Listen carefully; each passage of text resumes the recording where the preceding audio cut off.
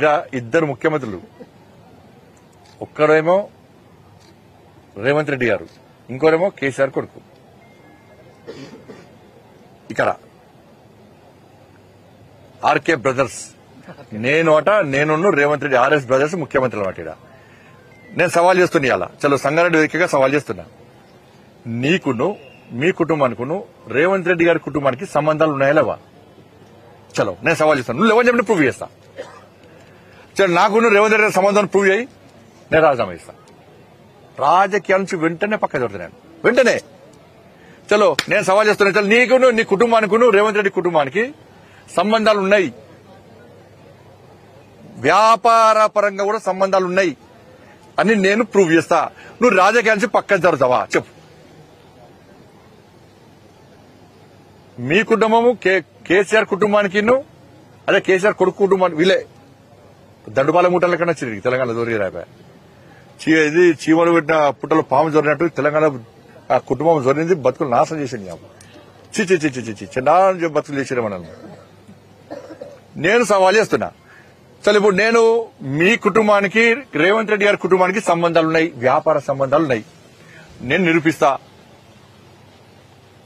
మరి తెలంగాణలో ఆర్కే కుటుంబం నడుస్తుందా, మా కుటుంబం నడుస్తుందా? జాగాలు కబ్జాలు చేయలే, పైరవులకు దూరం, కమిషన్లకు దూరం.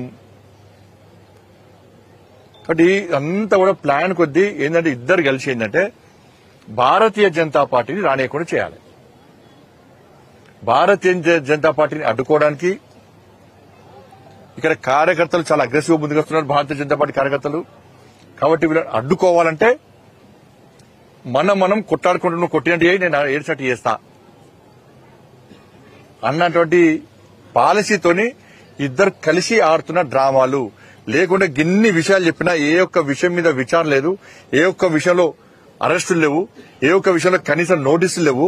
ఏం జరుగుతుంది తెలంగాణలో?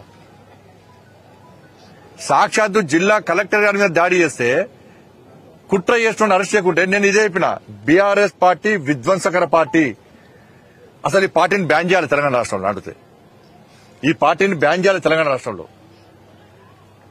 ఇప్పుడు విధ్వంసాలు చేసి మరొక్కసారి ప్రజలను నమ్మించి మోసం చేసి ఏదో ఒక మూవ్మెంట్ తీసుకొచ్చి ప్రజల దృష్టి మళ్లించి రాజకీయ లబ్ది పొందడానికి ప్రజల ధన మన ప్రాణాలతోని ఆటలాడుతున్నటువంటి పార్టీ బీఆర్ఎస్ పార్టీ. ఇవాళ గ్రూప్ 1 ఎగ్జామ్ అప్పుడు నేనే ఆందోళన పాల్గొన్నా. ఆ రోజు విధ్వంసం చేసే ప్రయత్నం బీఆర్ఎస్ పార్టీ చేసింది.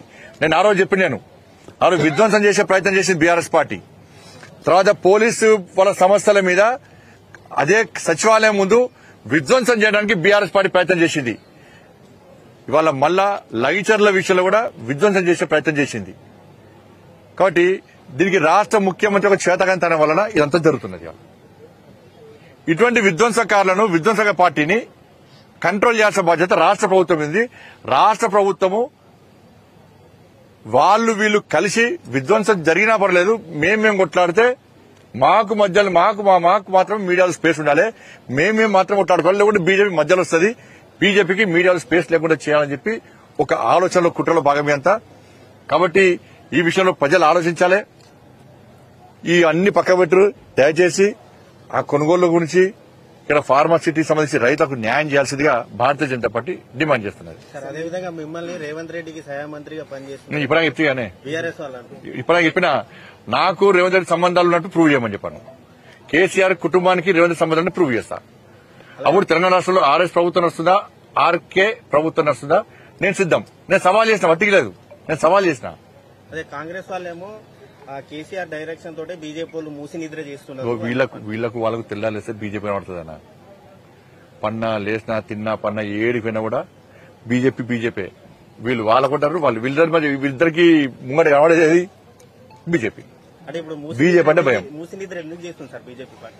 మేము మూసి ప్రక్షాళనకు, మూసి పునర్జీవానికి భారతీయ జనతా పార్టీ వ్యతిరేకం కానే కాదు. మా డిమాండ్ అలా, మా బాధల్లో ఒకటే, పేద ప్రజల ఇండ్లు కూల్చకండి.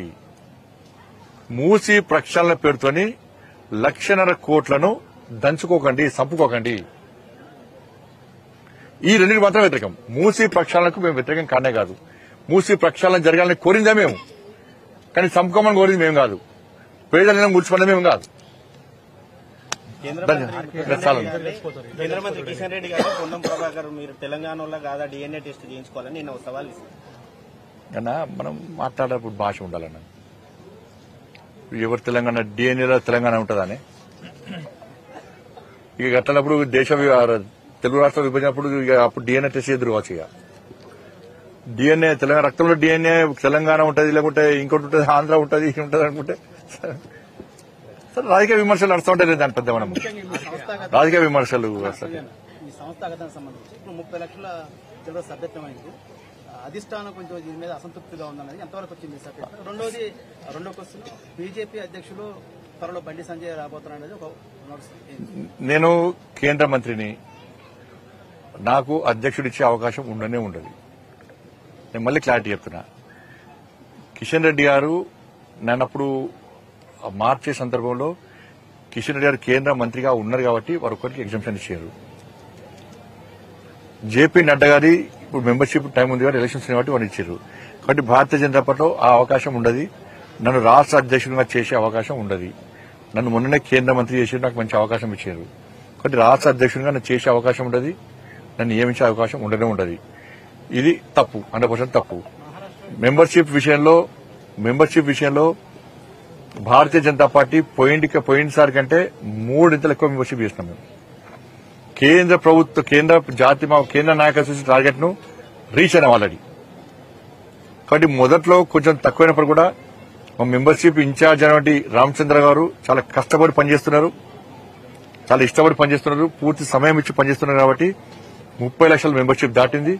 అది దాదాపు 40 లక్షలు కాబోతున్నది.